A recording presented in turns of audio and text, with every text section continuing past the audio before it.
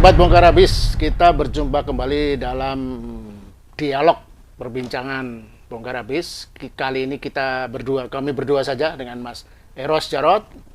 Nah, saya sebagai host kali ini.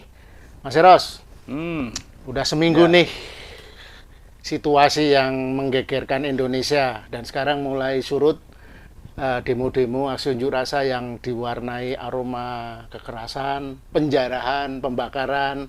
Kita semua kaget, Mas.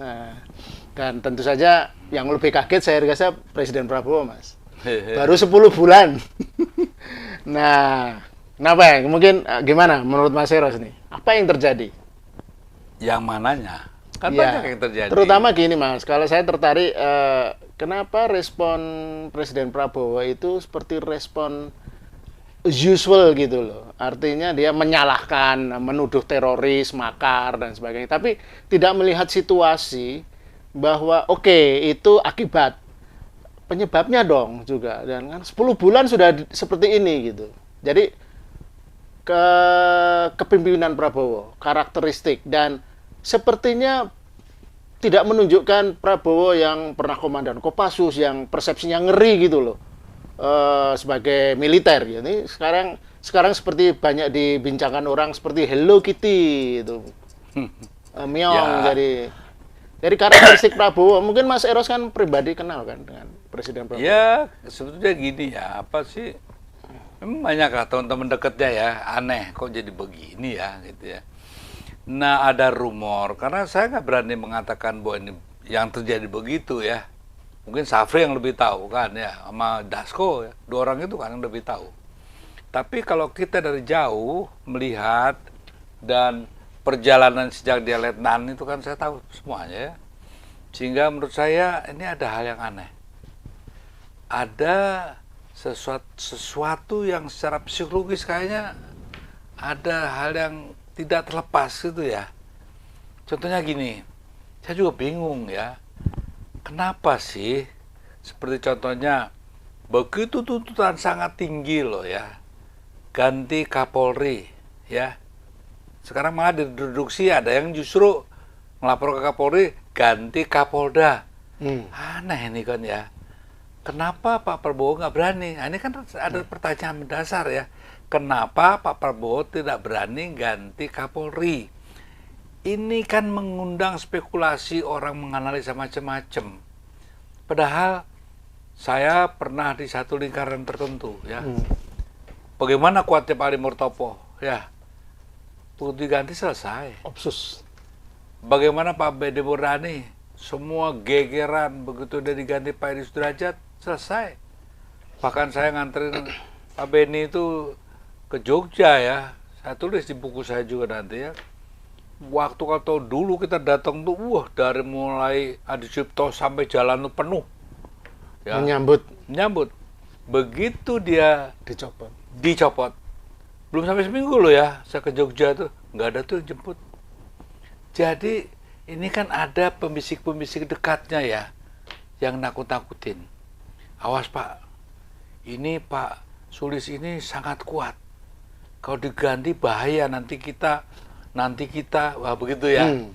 Padahal itu menurut saya satu pikiran yang delusional. Ya. Saya tidak melihat jenderal manapun di negeri ini, belum ada, mungkin salah satunya ini. Tapi masa iya sih, gitu kan?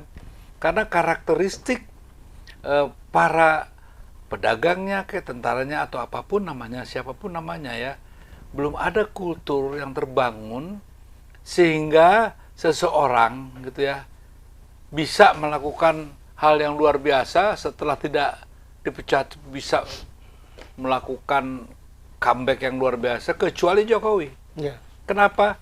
Karena kita semua terperangkap dalam satu permainan yang namanya ketakutan massal ya. Diciptakan satu ketakutan seolah-olah don't touch him, you endangering yourself, kan gitu ya. Paranoia gitu. Paranoia. Sebetulnya sih saya bilang tangkaplah salah satu tuh, pilih aja yang mana Pak Prabowo ya, konglomerat satu aja. Nah kan semuanya pegang burung. Jadi kembali ke Pak Listio Sigit ya, Kapolri yang memang sebenarnya dari segi karakter, dari segi kualitas itu sebenarnya nggak istimewa kan. Ya, Nggak nggak, seperti sama Kapolri-Kapolri sekali yang nggak. legendaris dulu. Tapi mungkin bukan sosok Kapolri Listio sebagai personal, Mas. Tapi apa yang disebut geng Solo, gimana? Jokowi di ya geng Solo itulah sebagai satu Waktu sistem. dia naik, itu kan untuk naiknya saja sampai Muhammadiyah memberikan juga dukungan ya supaya dia sebagai orang yang non Islam gitu ya bisa diterima. Ya. Legitimate. Ya. Nah sekarang ini kan aneh menurut saya. Apa sih gitu ya? Saya melihat kok yang namanya Jenderal Polisi Sulistyo dia memang nggak ada apa-apanya. Iya. Tapi menjadi ada apa-apanya. Nah ini yang perlu diperjelas ya. Harus dianalisa. Ayo nih para ahli, cobalah keluarkan kemampuan kalian untuk menganalisa siapa sih dia ini. Apakah betul seorang Sulistyo ini sekuat ini, gitu? Atau ada yang namanya the invisible ya, power di belakang dia yang kalau Pak Prabowo itu yang ngeliat momok gitu loh ya. Kalau saya ngelihatnya bukan personal-personal, Mas. Jadi itu sudah sistemik gitu. Jadi yang disebut geng Solo itu bukan individu-individunya, Kapolrinya atau Panglima TNI-nya, even bahkan bukan Jokowinya, tapi sum of its all part. Jadi secara keseluruhan, karena sudah terbangun satu sistem 10 tahun terakhir ini, sistem sprindik, menjadi parcok seperti itu, jadi memang, jadi kalau memecat, misalnya nih Pak Prabowo punya kemauan dan keberanian memecat, sebenarnya sedang berhadapan dengan satu geng itu, yang notabene 10 tahun ini memang sudah menguasai Indonesia dengan segala gaya kekuasaan, gaya mafianya itu Pak. Gimana kalau gitu Mas?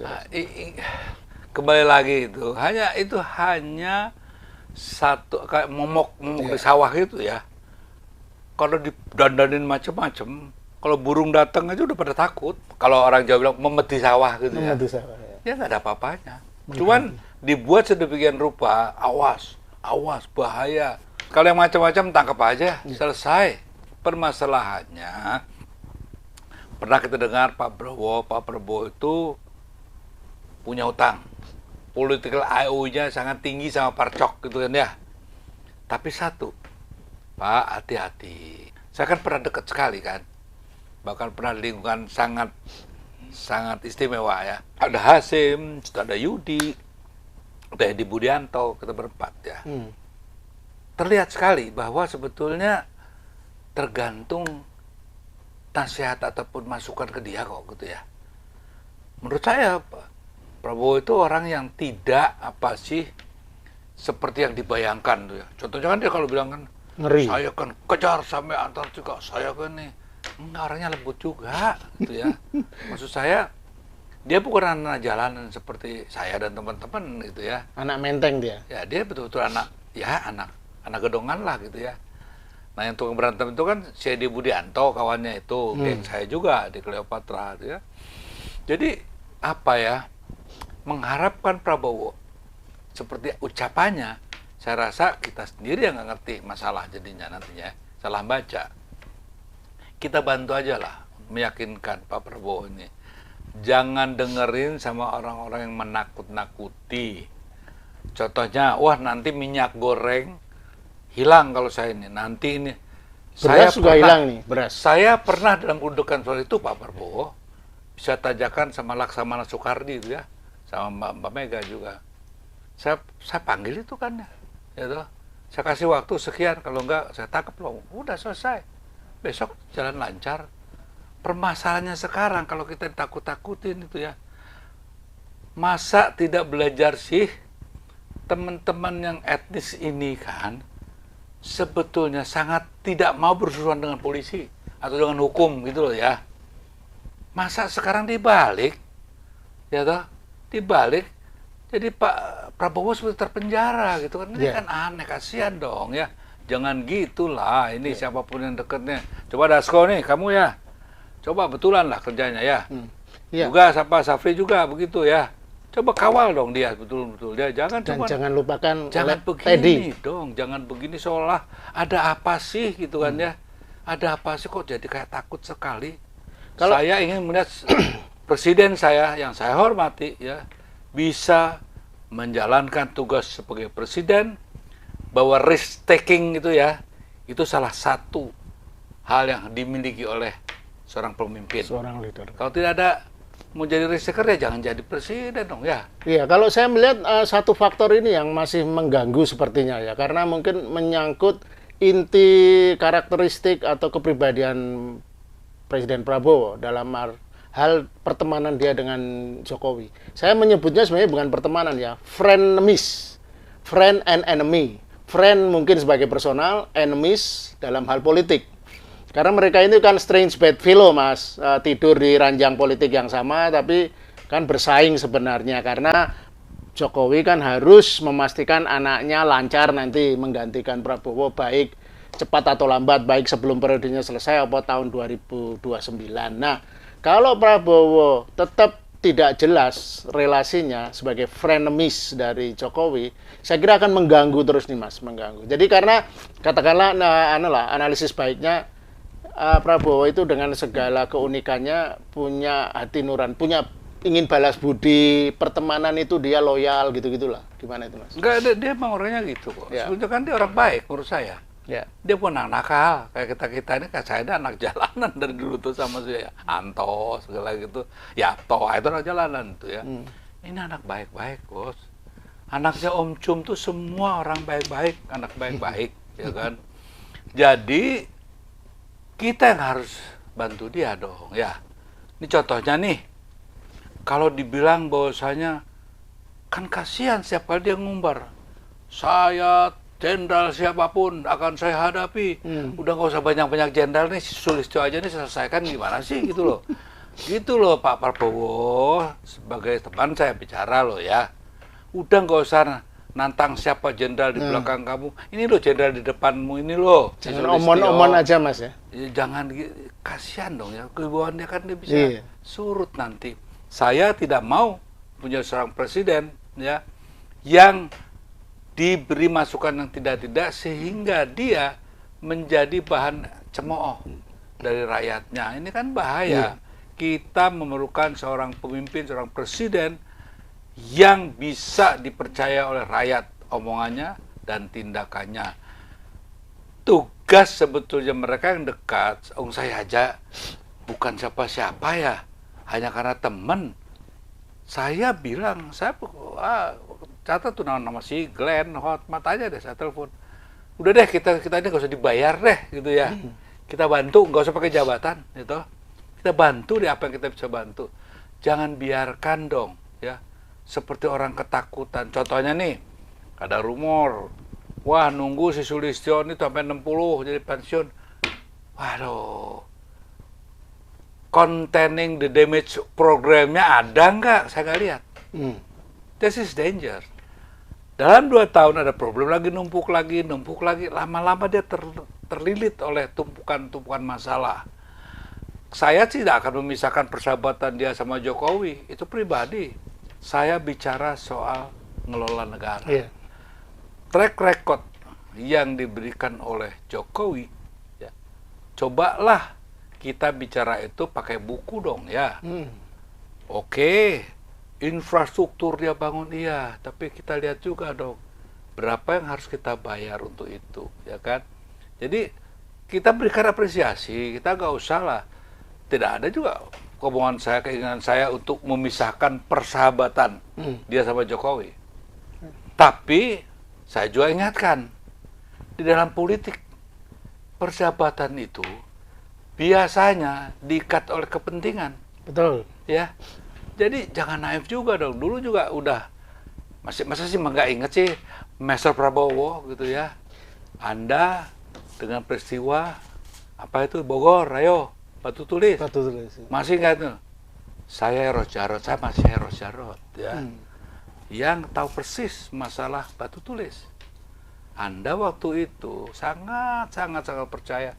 Saya bilang, Pak Bowo, ini perjanjian politik, bukan perjanjian dagang.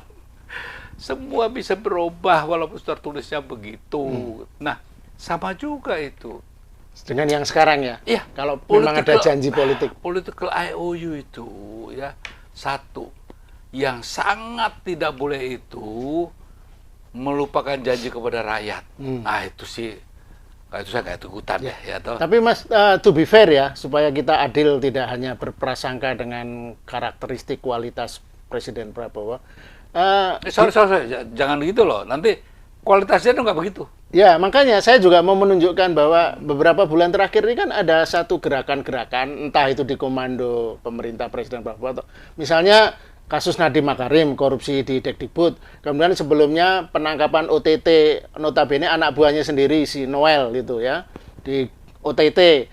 Nah, itu menunjukkan setidaknya lah, sejumput bahwa ada keseriusan, walaupun tidak harus mengejar koruptor sampai Antartika, tapi ada beberapa kasus yang menunjukkan pemerintahannya serius ya. Nah, kita masih nunggu nih Budi Ari. Itu kan analisa kamu. Belum lagi analisa si B, belum lagi D, belum di C. Sekian banyak analisa lahir karena tidak tahu yang pasti yang mana. Anda kan ngomongin kan hanya karena asumsi toh. Enggak dong, fakta dong ya, itu. Oke. Fakta itu pun apa Anda memegang fakta sesungguhnya? Mau tidak mau ada asumsi dari hal-hal yang bisa diikuti secara nyata gitu kan. Hotman Paris saja bilang begitu gitu ya. Nah, pertanyaan yang sederhananya gitu. Kenapa Anda sampai menanyakan si ini ditangkap, si ini siapa yang bermain? Itu semua terjadi karena ketidakjelasan sikap Presiden ya dalam menangani persoalan yang sangat jelas. Kan sangat jelas ya, bahwasanya diminta nih masalah ijazah palsu lah. Apa susahnya sih, panggil, kerjakan, selesai kok. Buka ke masyarakat apapun. Ya kalau memang asli, tunjukkan itu asli.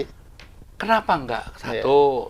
Kedua, udah jelas tuntutan tentang ini Kapolri ini sangat tinggi. Kenapa tidak ada satu ucap kata pun tentang Kapolri? Ya, yang ada bahwa ada pembakaran, ada ini. Pak, hal seperti yang terjadi ini adalah peluang yang dibuka oleh kemungkinan-kemungkinan dari hasil penanganan masalah yang tidak segera secara tuntas dan terang benderang. Jadi semuanya di ruang gelap. Ya jadinya kayak begini. Jadi janganlah nyari, oh ini karena ada intervensi ini. Ya wajar saja. Contohnya berkembang lagi. Ada lagi tuh Mas Gibran ya, ngumpulin lah ojek-ojek. Aduh ini maunya apa sih? Terus kedua, dia bagi-bagi makanan. Dia tuh maunya apa Mas Gibran? Sampean itu wakil presiden, bantu presidennya supaya citranya tuh naik. Tapi menarik nih, sampai sekarang Jokowi belum bersuara ini kasus. Emang gak perlu bersuara, ngapain nah, juga? Kan biasanya kan karena suka cawe-cawe. Karena kita terlalu menganggap membesar-besarkan Jokowi. Sekarang ini adalah zamannya Pak Prabowo. Kita semua harus mendukung Mas Prabowo, membantu Mas Prabowo supaya bisa keluar dari kotak Pandora. Ya, jadi wacananya membesarkan Jokowi, mengecilkan Prabowo gitu Mas. Apa itu? Itu kesannya kan maunya begitu. Kamu. Enggak lah. Kalau kita harus jelas lah ya. Sekarang ini kan sudah dinyatakan bahwa dia presiden. Nah kalau kitanya saja pengen lihat presiden, masa wakilnya mau main sendiri? Itu kan jadi apa, tontonannya nggak lucu gitu loh ya. Akhirnya orang berpikir, wah ini pasti bapaknya. Padahal mungkin bapaknya lagi bingung, ijazahku piye mungkin gitu. Jadi kita semua serba bertanya-tanya. Iya. Guessing gitu loh. Tapi karena memang Mas, kalau saya melihat kan persoalannya politik Indonesia itu masih sangat tradisional ya. Artinya ada yang di permukaan, ada yang di bawah permukaan. Nah, kalau di politik demokrasi modern itu sama. Artinya gini, ideologinya jelas, maka kepemihakannya jelas. Nah, kalau dalam politik tradisional kayak di Indonesia ini, kita mengadopsi demokrasi, tetapi realitas di bawah permukaan kan sebenarnya masih sangat feodal gitu. Pak Lukas. Prabowo raja, tapi raja di atas Prabowo ada maharaja. Pak Lukas dari dulu itu ya. Wah, kita anti komunis. Yang orang komunisnya Jumatan. Ya. Yang orang komunisnya tuh Minggu tuh pergi ke gereja gitu ya. Komunis ala Indonesia. Takut setan lah segala macam begitu. Itulah Indonesia. Contohnya nih, aneh lagi gitu ya. Loh, kok ada yang namanya ya seorang nasionalis, kok cara bertindaknya begitu ya, sangat nasionalis. Tapi Siapa yang nih? penting kan simbolnya. Hmm. Dan simbolik itu penting. Nah, disinilah bermain orang. Kita harus akui, apapun Anda tidak suka sama Jokowi, terserah. Tapi harus satu yang kita harus juga akui, pencitraan dia itu luar biasa. So, maaf ya, Trump lewatlah, Trump itu ya. Semua tuh. Ini pencitraannya luar biasa. Bayangkan ya, kita dibuat seolah-olah kayak the man for all season, bisa menularkan segala masalah. Seorang profesor juga ya, bahkan seorang kayak minta petunjuk. Ini kan sudah kebalik-balik ini. Nah, kenapa? Karena kita sudah kehilangan kepercayaan diri kita.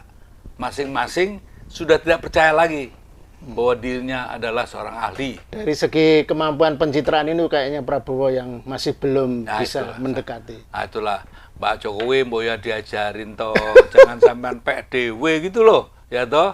Yang sebetulnya satu lagi ya, ini saya saksikan sendiri dan saya alami, Mas Prabowo ya. Setiap apapun jenderal mau 5, 7, bintangnya 4, begitu dicopot selesai deh. Ya. Nah, bagaimana sekarang beda, memang ada playgroundnya beda, ya, ruangnya beda, waktunya berbeda, dan elemen-elemennya beda semua. Tapi dasar karakter yang sama. Teman-teman etnis itu paling takut di penjara, ya. Ya. Paling takut dia dituduh satu orang yang bisa dikenakan hukum karena melanggar hukum, itu paling takut. Seorang Antoni diajak, Antoni Salim ya, diajak sama pasti mau dia, gitu. Nah, ini kan banyak pemain baru. Yang saya juga sejak lama kan ya, saya ikutin gini ya. Banyak pemain baru yang petentang-petenteng itu kan. Coba ditangkap langsung itu, megang burung semua itu. Pemain baru termasuk 9 haji yang menggantikan 9 naga itu, Mas. Wah, saya nggak mau terlalu jauh melibatkan siapapun. Mau 10, 9, 7, tapi orang-orang itu kita tahu lah ya. Namanya terserah mau kalian ganti-ganti. Cuman satu, Pak Prabowo mau namanya ganti 7, 10, 11 naga gitu ya. Anda seorang, cuman cukup satu aja. Naga besar yang namanya Presiden Republik Indonesia. Ya. Jadi itu aja gunakan, kenapa sih gitu loh ya. Mas, ini pertanyaan terakhir, Mas ya. Oke. Jadi kan baru 10 bulan Presiden Prabowo mendapat guncangan ini, ya. Soeharto dulu guncangan pertama setelah hampir 8 tahun. Naik 66, ada malari. Katakanlah ini ya, ketidakpuasan masyarakat ini baru 10 bulan.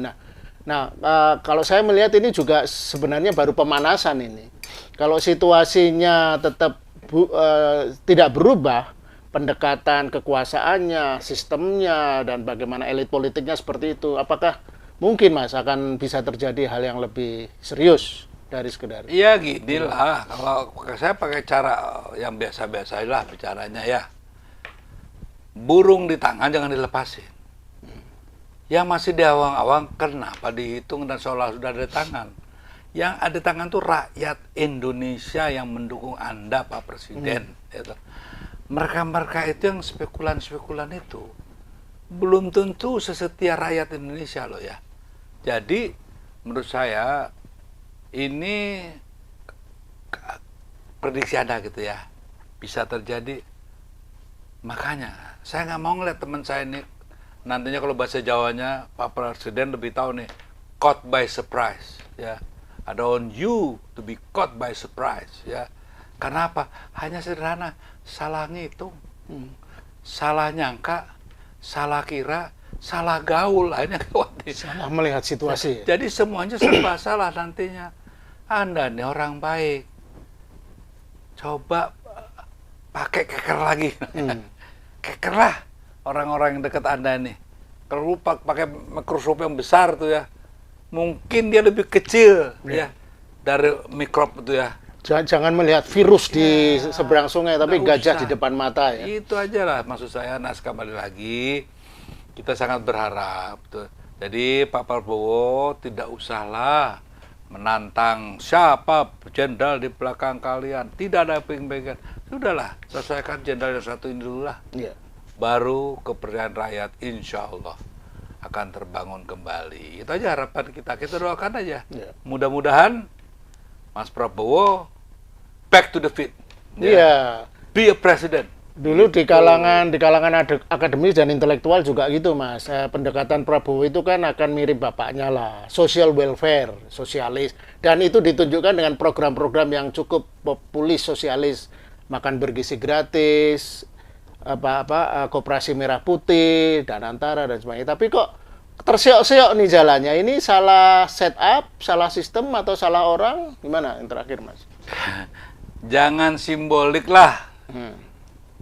Menukiklah ke substansi ya. Mana kata orang dulu tuh ambek para ma'arta ya. Ya, mendahulukan yang penting itu ya. Apakah yang program-program Anda ini ya masuk ke wilayah itu atau malah jadi pertanyaan mau kemana? Karena lebih kacau ya. Jadi ya menurut saya sudahlah, masa sih saya juga nggak akan mungkin lah ngajarin dia kan presiden, jenderal lagi ya. Saya kan cuma anak jalanan tuh kan. Jadi yang saya sebagai kawan lang tahu lah ya. Saya hanya berharap, percayalah, saya sudah ikuti beberapa kali masalah ini ya. Dari mulai Pak Ali Murtopo ya. Terus ada lagi beberapa orang yang kata irrepressible ya, tidak tergantikan. Yang kalau nanti dia bikin terjadi apa-apa, tidak terjadi apa-apa. Karena kultur kekuasaan di Indonesia tidak seperti di Amerika Selatan ya. Jadi Anda masih berpeluang. Tapi kalau tunggu 2 tahun lagi, saya cuma bisa bilang dalam bahasa Inggrisnya, gak melo-melo aku Pak Prabowo. Iya. Monggo, teruskan saja. Ya, demikian perbincangan kami. Tapi Mas Eros, penutupnya begini nih. Kemarin itu sempat ada satu analisis teori konspirasi nih. Kayaknya ini huru-hara ini sengaja dibuat di kekuasaan. Nanti setelah itu akan diterapkan jam malam, darurat militer. Ya, sejauh ini setelah lebih dari seminggu kayaknya itu tidak terjadi. Alhamdulillah. Jadi Sobat Bongkar Habis, demikian perbincangan kali ini. Kita akan berjumpa lagi dalam dialog ke depan. Salam. Merdeka. Merdeka. Jangan lupa, merdeka.